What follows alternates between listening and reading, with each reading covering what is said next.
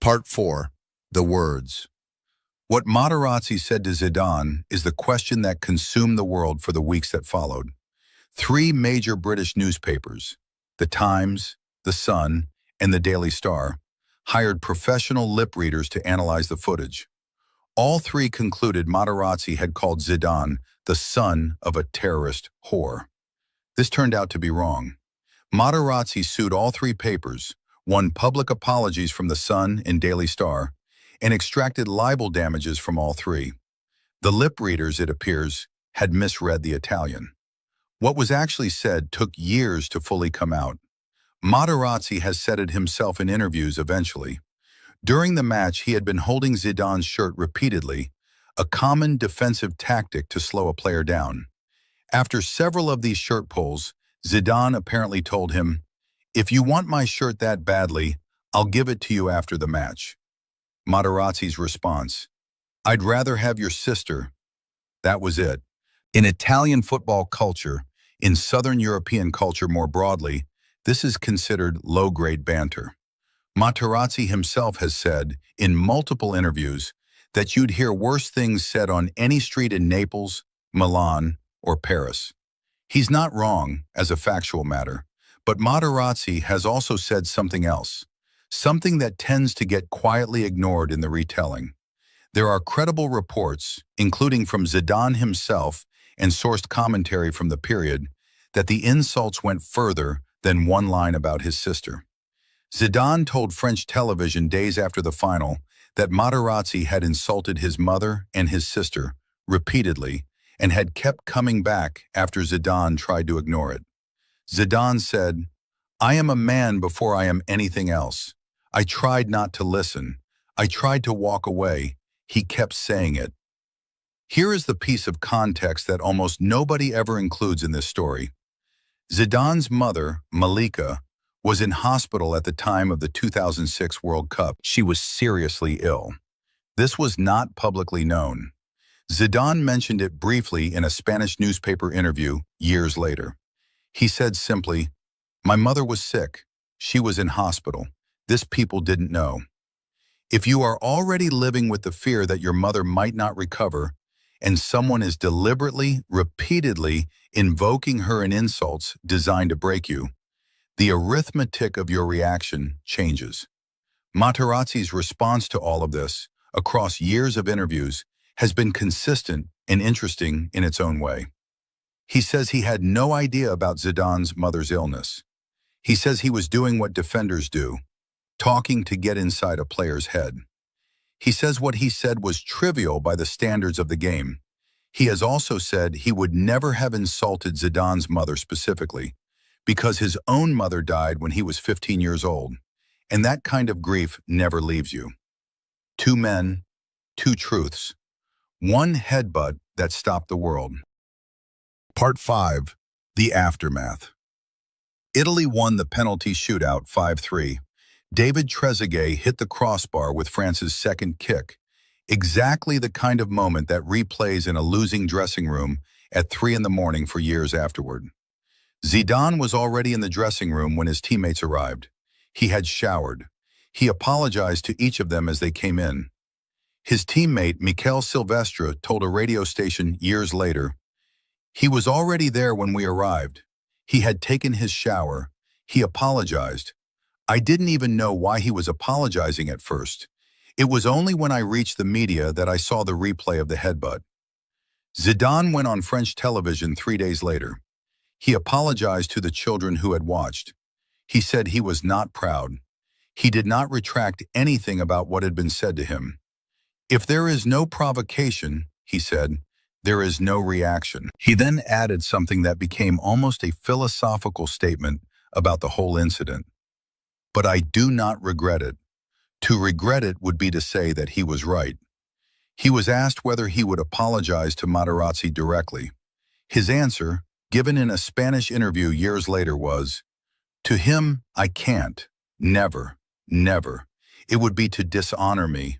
I would rather die." These are not the words of a man who lost control. These are the words of a man who made a choice and understood its cost and accepted it anyway. Whether you think that makes it better or worse probably depends on who you are and what you've been taught to swallow.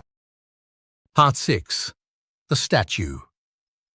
In 2012, a 16-foot bronze sculpture was installed in front of the Centre Pompidou in Paris.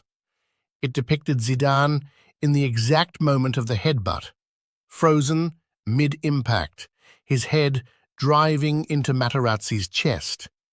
It was titled Coup de tête, the headbutt.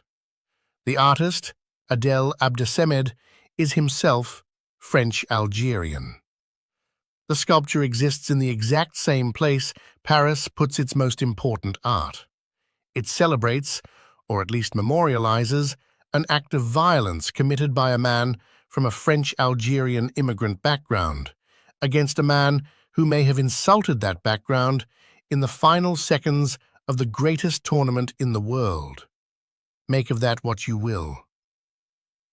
France's relationship with its immigrant communities, its sporting heroes, its national identity, it's all inside that sculpture, frozen in bronze. Part 7. What it actually means. Here is the thing about controversies. We love them because they feel simple. Man headbutts man. Man gets red card. Man loses final. Simple. But nothing here is simple. Consider this. Zidane won the Golden Ball, the award for best player of the tournament, after being sent off in extra time of the final. The votes had been cast before the red card. The entire footballing world, in the act of voting, said, "This man was the best player here." Then he headbutted someone, lost, and still held the award. There is something almost Greek about that. Consider this. The headbutt was seen live by essentially no one. Not the referee, not the assistants, not the coaches, not the crowd, not the television audience, because no camera was pointed that way. A decision that altered the outcome of a World Cup final was made on the basis of a fourth official watching a monitor. In 2006, the idea of using video technology to make officiating decisions was considered controversial and experimental. It was done here, in the final, because there was no other option. The outcome of the match may have been different if Cantalejo hadn't been watching that particular screen at that particular moment. Consider this. Materazzi scored the equalizing goal that sent the game to extra time. Without Materazzi's header from the corner, Zidane wins his second World Cup, and there is no extra time, and there is no headbutt, and this entire story doesn't exist. The man who provoked the incident also created the conditions for it. Consider this. Zidane had been sent off 14 times in his career before the final. He had headbutted people before. This was not new behavior. And yet, the footballing world, press, pundits, fans, had chosen collectively for years to file this away as a footnote. He was too talented to be defined by it. The 2006 final made it impossible to keep filing it away. And consider this. We still don't know everything that was said. We probably never will. Two men know. One has told a version. The other has told a version. They contradict each other on some points and agree on others. The full truth is somewhere in a moment that lasted a few seconds on a summer night in Berlin in 2006 with no reliable witnesses. Epilogue.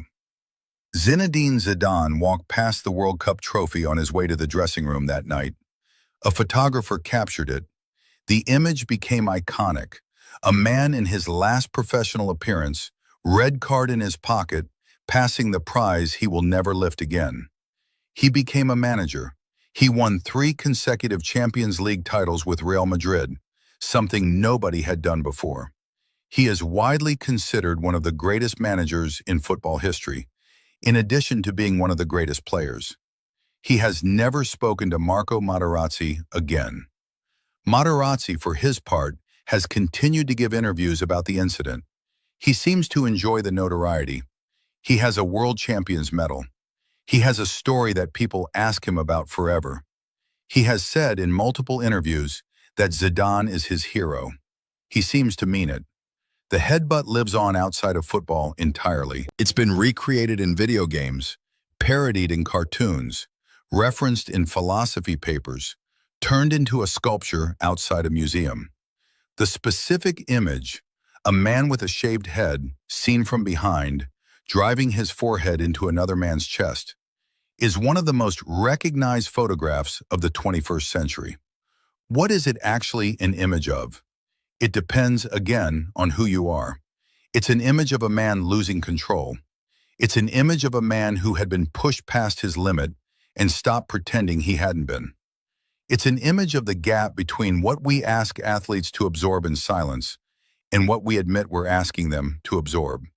It's an image of the cost of being brilliant in a world that will always find new ways to remind you of where you came from. Or maybe it's just a headbutt. One man said something, one man reacted. The ball had already been rolling downhill for 110 minutes, and all that pressure found a single exit point in the 110th minute of extra time, in the last professional match of an 18-year career. 1 billion people watched. Nobody quite saw it happen, and we are still arguing about it 20 years later. That's the World Cup. That's football. That's the thing that makes 1 billion people hold their breath at the same moment. Because anything can happen, and sometimes what happens is something no one expected, in a place no one was looking, with consequences nobody predicted. It happened once, in Berlin, in 2006, and we will never stop talking about it.